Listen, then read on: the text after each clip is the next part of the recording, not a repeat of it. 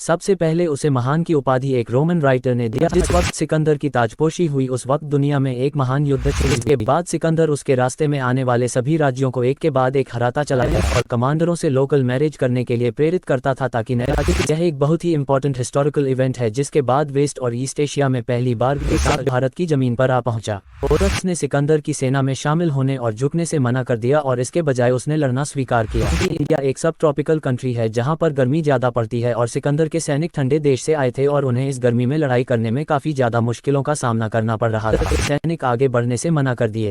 Indian subcontinent में पहली बार सोने के सिक्कों का प्रयोग छोटे पैमाने पर भी ग्रीक्स के आने के बाद ही देखने को मिला। का नाम ब्यूसेफेला था जो कि सिकंदर के घोड़े के नाम पर रखा गया था जो युद्ध में शहीद हो गया था।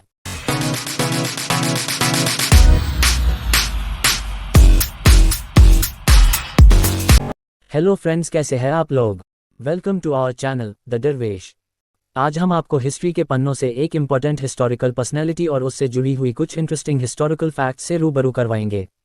क्या आप लोग जानते हैं कि इतिहास में एक व्यक्ति ने महज 20 साल की उम्र में पूरी दुनिया पे कब्जा करने का सपना देखा था और वह अपने इस मंसूबे में काफ़ी हद तक कामयाब भी हो गया था। इससे पहले कि मैं उस व्यक्ति का नाम बताऊं, आप मेरे चैनल पर अगर नए हैं तो नीचे दिए गए सब्सक्राइब बटन को दबाकर हमें ऐसे ही इंटरेस्टिंग कॉन्टेंट बनाने के लिए मोटिवेट करें।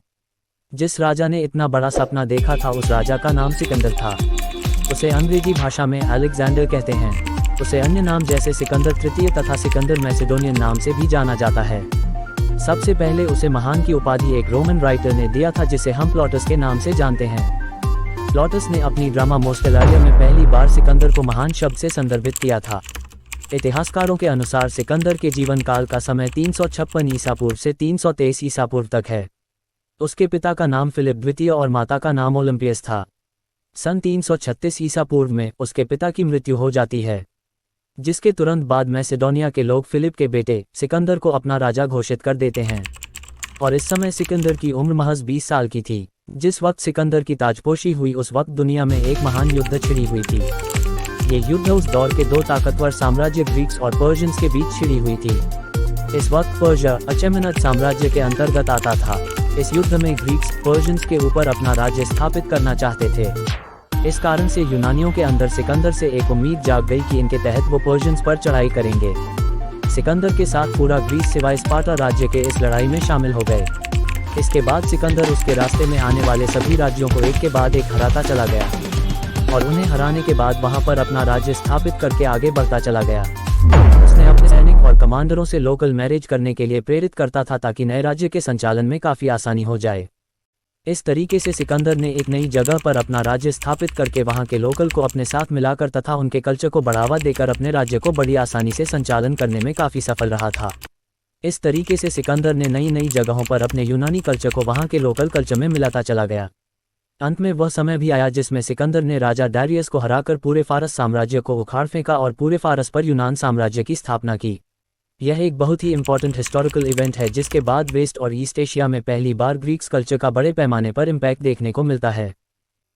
इस वक्त सिंध प्रोविंस जो कि इंडियन सबकॉन्टिनेंट में था मगर वह फारस साम्राज्य के तहत आता था और वह फारस साम्राज्य का कई मायनों में सबसे ज़्यादा कीमती प्रांत था। इन्हीं कारणों में से एक कारण से सिकंदर भारत की तरफ बढ़ने का इरादा किया और अंततः 326 ईसा पूर्व में सिकंदर अपनी सेना के साथ भारत की जमीन पर आ पहुंचा। वहां पर सबसे पहले उसकी मुलाकात तक्षशिला राज्य के राजा अंभी से हुई जिसने सिकंदर का खूब स्वागत किया और उसके सेना में शामिल भी हो गया। मगर उसी कड़ी में एक और राज्य था जिसका राजा पोरस था। उसका राज्य झेलम से चेनाब नदी के बीच में आता था। पोरस ने सिकंदर की सेना में शामिल होने और झुकने से मना कर दिया और इसके बजाय उसने लड़ना स्वीकार किया।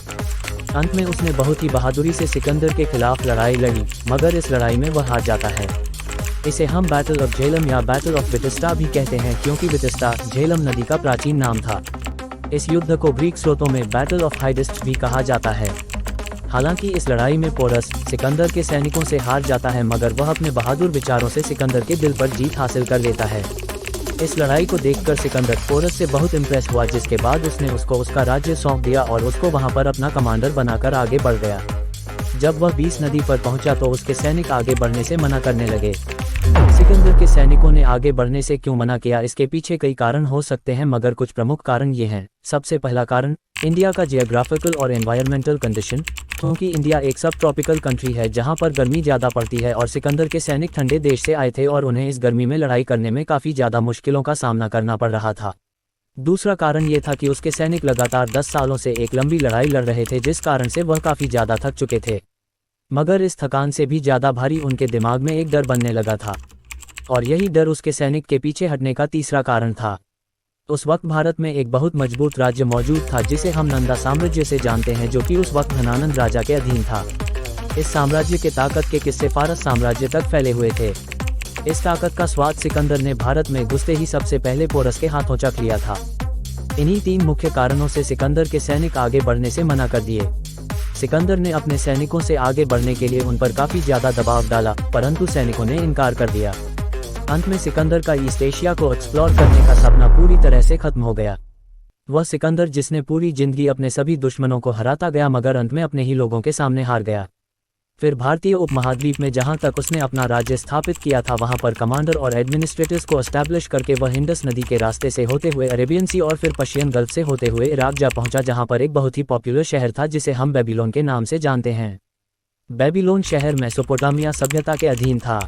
आज भी हमारे पास इस शहर की लोकेशन की ऑथेंटिक प्रमाण नहीं है, मगर इतिहासकारों और पुरातत्वविदों की माने तो ये शहर आज के मौजूदा इराक देश में आता है। सिकंदर के वहां जाने के बाद 323 ईसा पूर्व में उसकी मौत हो जाती है।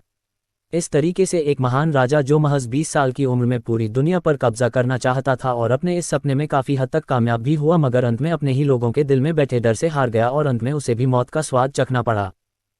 ये थी सिकंदर से जुड़ी कुछ इंपॉर्टेंट पॉलिटिकल फैक्ट्स। अब हम देखते हैं सिकंदर के भारत आने से जुड़ी कुछ दूसरे इंपॉर्टेंट फैक्ट्स। सिकंदर के भारत आने से इंडियन सबकॉन्टिनेंट के सोशियो इकोनॉमिकल सिचुएशन में कुछ इंपॉर्टेंट चेंजेस देखने को मिलते हैं। पहला इम्पैक्ट ये था कि पहली बार एंशिएंट ग्रीक्स और एंशिएंट इंडियंस का डायरेक्ट कांटेक्ट हुआ, जिससे भारत से यूरोप तक कारोबार काफ़ी बढ़ गया। दूसरा इम्पैक्ट ग्रीक और इंडियंस के नज़दीक आने से इंडो ग्रीक आर्ट का जन्म हुआ, जिसे हम हेलेनिक आर्ट कहते हैं, जो आगे चलकर पूरी तरीके से गांधारा स्कूल में विकसित हुआ, जो कि आज के मौजूदा अफगानिस्तान देश में आता है। और बाद में इस कला का इस्तेमाल बड़े पैमाने पर गौतम बुद्ध से जुड़ी मूर्तियां और शिल्प कलाओं में हुआ। इंडियन एस्ट्रोनॉमी के डेवलपमेंट में भी ग्रीक्स लोगों का योगदान था। ग्रीक्स लोगों ने इंडियन सबकॉन्टिनेंट में कुछ नए नगर भी बसाए थे, जिनमें से एक नगर का नाम ब्यूसेफेला था, जो कि सिकंदर के घोड़े के नाम पर रखा गया था, जो युद्ध में शहीद हो गया था। इंडियन सबकॉन्टिनेंट में पहली बार सोने के सिक्कों का प्रयोग छोटे पैमाने पर भी ग्रीक्स के आने के बाद ही देखने को मिला। ऐसे ही और भी कई सारे यूरोपियन असर हमें भारतीय समाज पर सिकंदर और उसके ग्रीक साथी के भारत आने के बाद देखने को मिलते हैं। तो फ्रेंड्स, ये था सिकंदर से जुड़ा हुआ कुछ इंपॉर्टेंट फैक्ट्स एंड इन्फॉर्मेटिक्स जो मैंने आपके सामने प्रस्तुत किया। यह वीडियो आपको कैसा लगा आप नीचे कमेंट बॉक्स में शेयर कर सकते हैं। अगर आपको यह वीडियो पसंद आया तो इस वीडियो को लाइक और शेयर करें, और अगर आप हमारे चैनल पर नए हैं तो चैनल को सब्सक्राइब करना ना भूलें।